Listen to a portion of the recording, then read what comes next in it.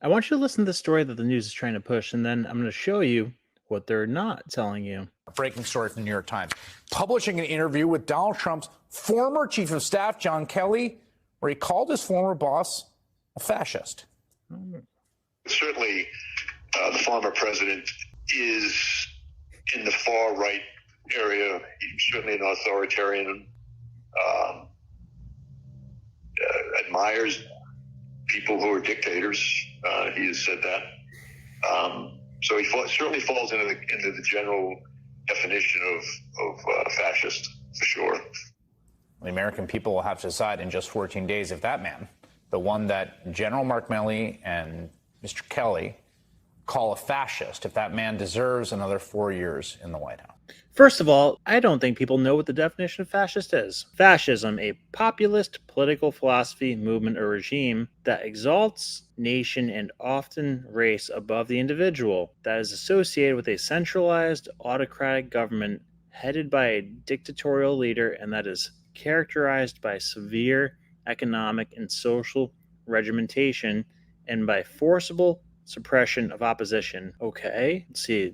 So populist, sure, but Democrats been called populist too. I don't know why populist is becoming synonymous with bad. Nation and race above the individual. Okay, maybe nation above the individual, but I mean, shouldn't we put the whole before the parts? And I don't know why anybody would say he's put race above the individual, because the economic data for black people and Hispanic people much better under Trump than any other president. Centralized autocratic government headed by a dictatorial leader.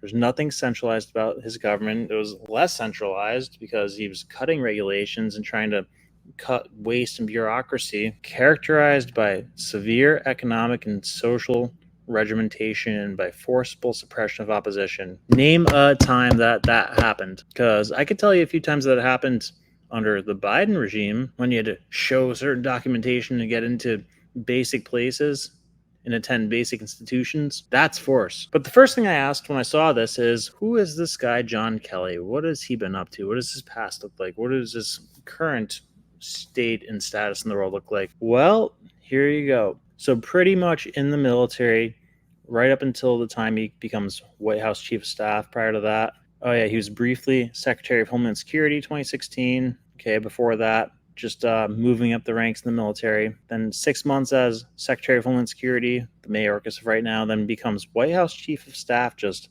6 months later. But important here, in 2017, The Intercept reported that Kelly failed to disclose his position as vice chair on the Spectrum Group, a defense contractor lobbying firm. He did not disclose this on his ethics form. So, working as the Secretary of the Department of Security, also secretly working for a defense contractor lobbying firm, a little bit of a conflict of interest. One might even say illegal. He also had a membership on the board of DC Capital Partners and its for-profit detention facilities at the southern border and Florida, operated by its subsidiary, Calburn International. Now, this is where it gets interesting. So check out this article from CBS in 2019. John Kelly joins board of company operating largest shelter for unaccompanied migrant children. Okay. And then we've also been hearing about the hundreds of thousands of children that go missing at the border. Totally speculative, but could this guy be into some weird shit? So this is precisely what I'm getting at. Does that have anything to do with this, or is it two totally separate issues? I don't know. But what type of terms did John Kelly leave on when he left his post as the chief of staff at the White House? So he technically did resign, but most people believe that it was sort of a courtesy to let him resign rather than firing him, because him and Trump were not getting along one bit. He was trying to rein Trump in, and Trump did not like his overbearing ways. So this article highlights how pressure is already growing on him, but the nail is really in the coffin when John Kelly fought vehemently for this guy named Rob Porter, who was suspected of domestic abuse. Kelly said, no, he would never do that. He's a great guy. But then pictures came out, see, from The Guardian. At first, Kelly issued a full-throated defense of Porter as a friend, a confidant, trusted professional.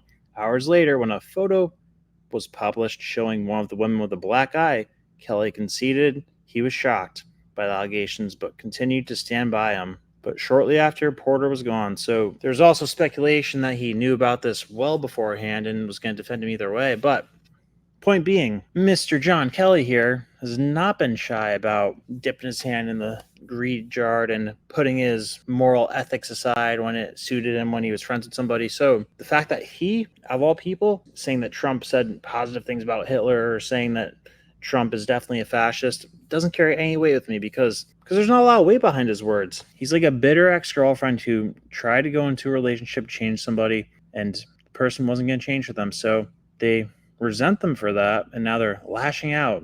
And who knows what kind of weird legal stuff that he could be getting blackmailed with. I mean, there was the whole working for a defense contractor lobbying firm while being the Secretary of Homeland Security for the United States. And I cannot imagine what kind of unspeakable things happen at that world's largest facility for migrant children who are separated from their families that this guy's operating. So he's a creep, seems like a creep at least. And I would not take anything he says too seriously.